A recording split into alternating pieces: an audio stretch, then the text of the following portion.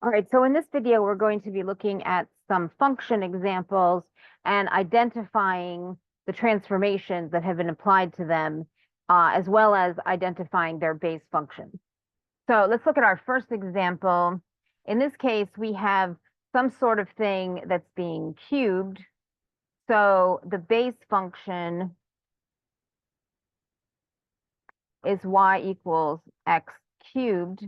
And then we can see that we're subtracting 3 on the inside of that cube. So that's a horizontal transformation.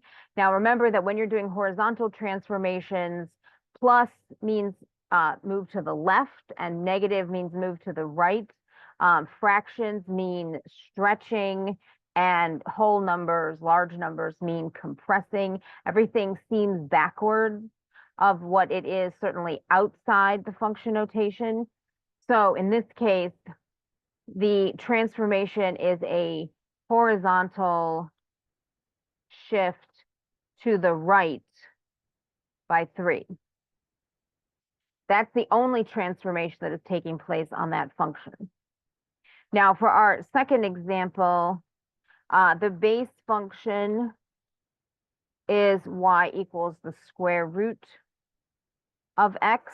And so there are 2 transformations on this. And in order to identify those transformations, we're going to factor out the negative that's under the square root. Now we can't factor it out of the square root, but we can factor it out of the everything that's under the square root. Now in this case, this is going to represent a horizontal reflection.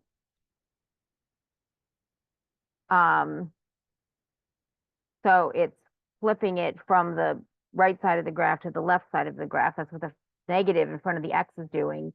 But then it is also undergoing a horizontal shift of 1. Now, by factoring out the negative, you're actually separating out the negative from the shift itself. And recall that when you do these shifts, there's an order that you have to follow them in order to make sure that you're not affecting the value of the shifts. And so typically you would do the shift after you do the reflection. Any multiplications you should do first and then apply your reflections.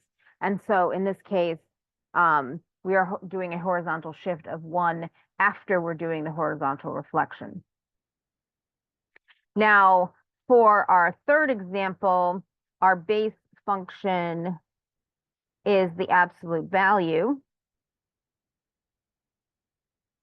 And there are 3 transformations going on here. Now, always do the horizontal before you do the vertical. So this is a horizontal shift to the left by 5. Because again, inside the function, so inside the absolute value here, the signs do the opposite. So positive goes left, negative goes right. Now outside, we have a vertical reflection. That's the negative out front of the absolute value.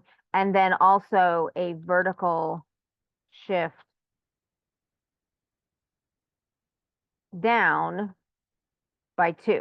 Now, outside the function notation, the signs go in the order you think they do. So positive means up, negative means down. So it is the opposite of what's going on inside the function notation. Now, in this example, things are, again, there's multiple things going on here. So we identify the base function y equals x squared. And then again, starting with the horizontal, there is a horizontal shift to the right by 1. On the outside, we do the multiplications before we do the shifts. So this is a compression, a vertical compression by 1/3 or by a factor of 3, depending on how you want to think about it. We're scaling it by 1/3, which means we're shrinking it by a factor of 3. And then there is also a vertical shift down by 6.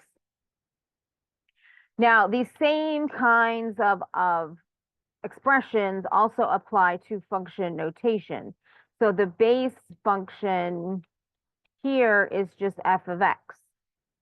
And we go inside the function notation for the horizontal shift right by 2, and then we go outside the notation to do the vertical stuff.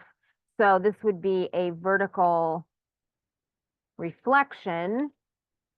That's the negative sign. And then a vertical compression. That's the 1/2. And then there is a vertical shift up by 3.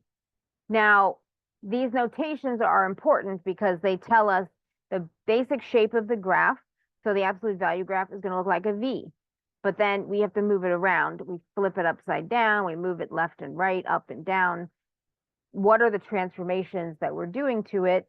When we're dealing with functions that are maybe piecewise functions, where we have key points that are identifying parts of the graph, once we identify what the transformations are, we can apply those transformations to the key points, and then that will help us redraw the graph.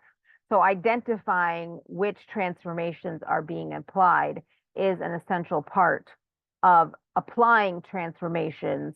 And again, the idea with transformations is you start with a base graph shape, and then you can move it around rather than like plotting individual points.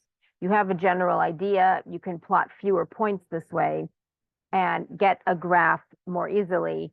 You also apply these transformations, for example, to the domain and range of your function, because that's also going to give you information about how the domain or the range is going to be shifting from what the domain and range is on the base graph.